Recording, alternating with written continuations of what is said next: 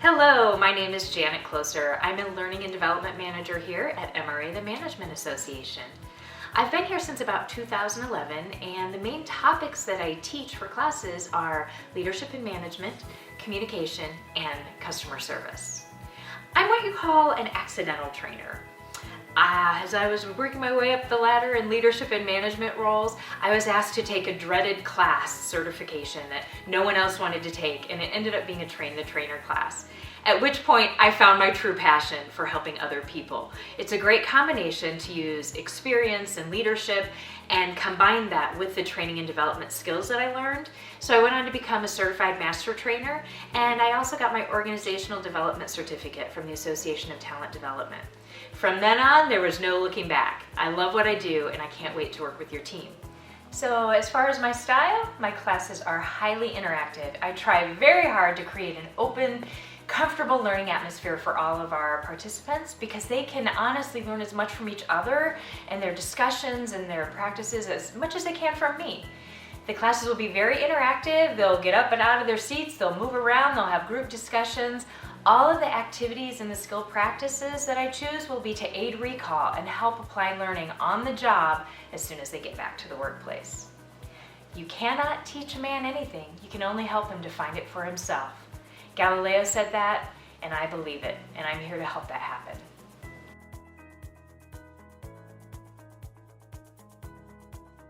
Now that we've talked about human needs and motivation and all the different things that as a leader you can tap into to find out what motivates your person, let's focus on that recognition and the praise piece for a couple moments, because it's a tool that's in your toolbox that some people use very well and others not so much.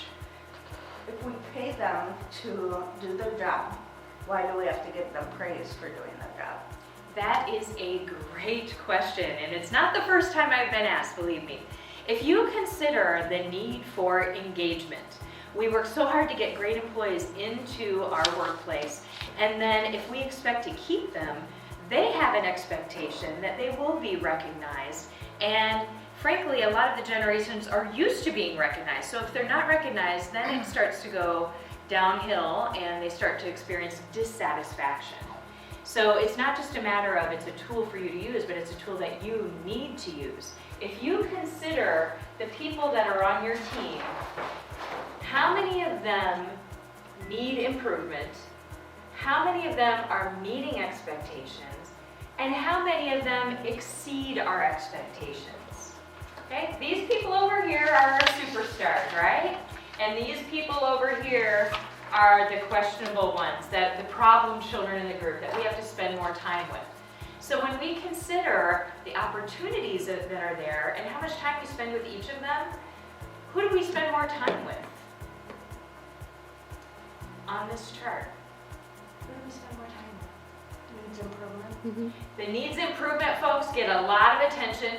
And a lot of times the superstars get quite a bit of attention as well, right? Because we're able to delegate to them and get them involved in a lot of exciting projects and things. The most opportunity is right here in the middle with those people who meet expectations. If we expect them to continue doing their good work, we have to recognize it. It's just like if we see something that's not appropriate and we don't give constructive feedback, we're putting our stamp of approval on it. We need to be putting our true stamp of approval on the good things that we see happening when people are meeting expectations, if we hope to see it happen again. Now, praise can take a lot of different forms. There's a few keys to remember when we are praising people. Number one, don't overpraise. If you only praise all the time and never find any opportunities for constructive criticism or improvement, then people don't start to believe you anymore, and it goes back to ruining the trust and credibility that you have as a leader. It sounds like you're just putting on a show for them. You want to make sure that when you praise someone, the intention is to help build their self-confidence. If they're self-confident, they're going to take more initiative, they're going to be more productive, they're going to work a lot harder, they're going to be a better teammate. So playing up their self-confidence can be very useful. We also want to make sure that it is genuine. Praise shouldn't just randomly given out. It should be earned. They should deserve it for doing what we expect them to be doing. That is key. As with any behavior, if you don't get positive reinforcement, people are probably going to start doing other things because they think it doesn't matter to you. So in a leadership role, it's absolutely critical that you give feedback often, and even if it's credit for improvement, maybe they're not a stellar employee, but they have been improving over time, then to take the time to say, hey, I noticed your improvement, and this is really going well, I appreciate it. Praise is one of the best tools in your toolkit for a variety of reasons. If you consider these questions, how long does it take to praise someone? Not much. No, mere seconds. How much does it cost to praise someone? Nothing. And how effective is it? A lot. How do you feel when you get praise, right? A lot. Highly effective. You've got it.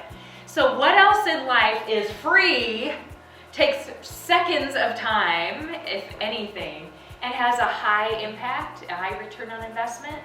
This is a fantastic tool that can't be beat. So let's talk a little bit about appropriate attitudes and actions for giving praise to people. What do you think would be something that would deserve praise?